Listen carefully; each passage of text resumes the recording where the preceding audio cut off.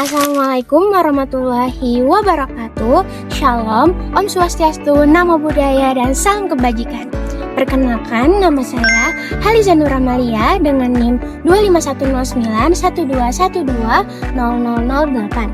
Saya dari program studi Kesehatan Masyarakat dan berdirinya saya di sini ingin memenuhi tugas akhir mata kuliah Dasar Ilmu Kesehatan Masyarakat, yaitu memaparkan visi, misi, tujuan, profil lulusan, dan 8 kompetensi utama sarjana kesehatan masyarakat. Yuk, simak videonya. Karakter lulusan seorang sarjana kesehatan masyarakat adalah manager, innovator, researcher, apprentice, communitarian, leader, and educator, atau biasanya disebut dengan miracle. Dari karakter tersebut, maka profil lulusan sarjana kesehatan masyarakat berpedoman pada karakter seorang tenaga kesehatan masyarakat yang profesional, yakni manager, leader, researcher, educator, communicator, entrepreneur, and consultant.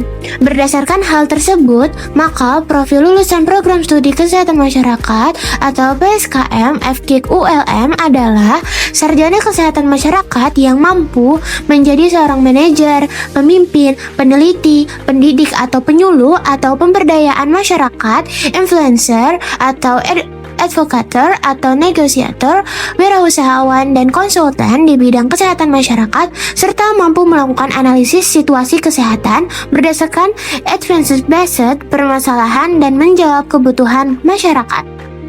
Karakter ini tentu tidak berhenti pada definisi saja. Agar bisa diterapkan secara nyata, karakter miracle tersebut kemudian dijabarkan menjadi beberapa kompetensi utama. Pendidikan tinggi kesehatan masyarakat dalam mendidik seorang calon sarjana kesehatan masyarakat berdasarkan 8 kompetensi utama yang dijabarkan menjadi 1. Mampu menerapkan pengkajian dan analisis situasi atau analysis and assessment skill di bidang Kesmas pada kegiatan tingkat layanan kesehatan primer dengan pendekatan interdisiplin. Yang kedua, mampu mereplikasi pengembangan kebijakan dan perencanaan kesehatan atau Policy Development and Program Planning Skill bidang Kesmas pada kegiatan tingkat layanan kesehatan primer dengan pendekatan interdisiplin. Yang ketiga, mampu mempraktekkan komunikasi secara efektif atau Communication Skill yang sesuai untuk kegiatan promotif dan preventif di bidang Kesmas.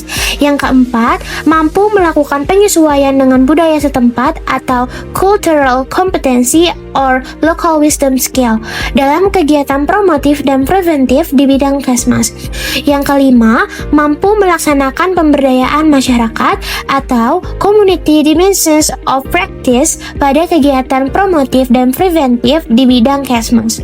Yang keenam, mampu menerapkan prinsip-prinsip perencanaan dan pengelolaan sumber daya atau dana atau Resource or Financial Planning and Management Skill di bidang Kesmas pada kegiatan di tingkat layanan kesehatan primer dengan pendekatan interdisiplin.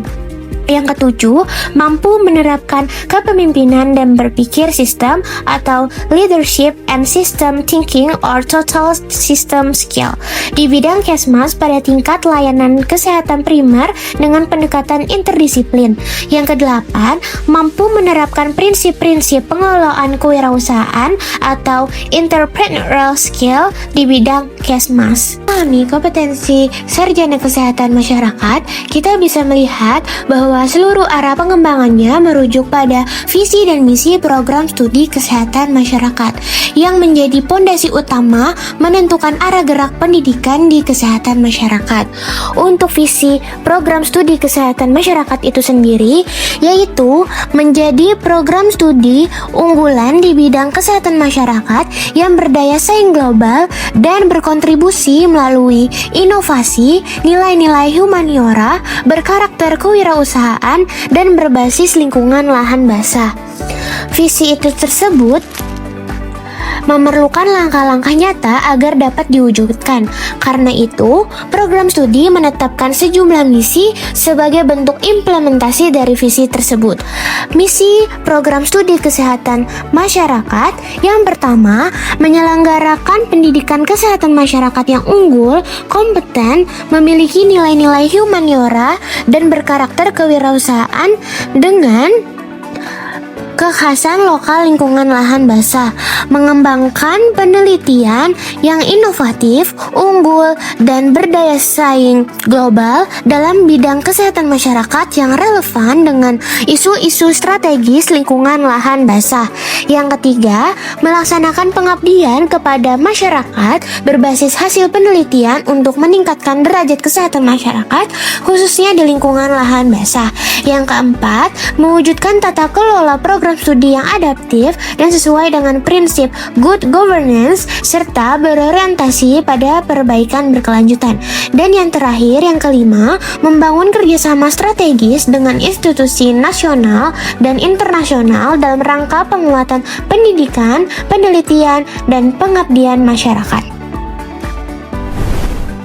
Misi yang telah dijelaskan tadi tidak bisa berdiri sendiri. Untuk memastikan setiap misi dapat berjalan secara terarah dan terukur, program studi merumuskan ke dalam beberapa tujuan.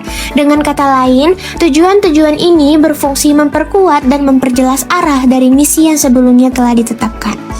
Tujuan dari program studi kesehatan masyarakat yang pertama, tercapainya lulusan sarjana kesehatan masyarakat yang unggul, berkarakter kewirausahaan, dan kompeten dalam merancang solusi kesehatan berbasis potensi lingkungan lahan basah.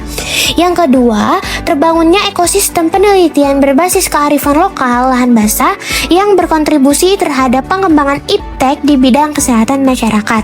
Yang ketiga, terrealisasinya peningkatan kualitas hidup masyarakat melalui program pengabdian yang berbasis riset dan penyebar luasan hasil inovasi di bidang iptek kesehatan masyarakat.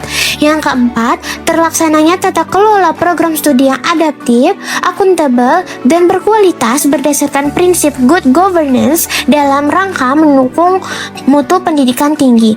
Dan yang kelima, terjalinnya kerjasama strategis nasional dan internasional dalam pengembangan pendidikan, penelitian, dan teknologi di bidang kesehatan masyarakat. Dan pemaparan dari saya mengenai visi, misi, tujuan, profil lulusan, dan 8 kompetensi utama sarjana kesehatan masyarakat. Saya ucapkan terima kasih dan sampai jumpa kembali. Dadah!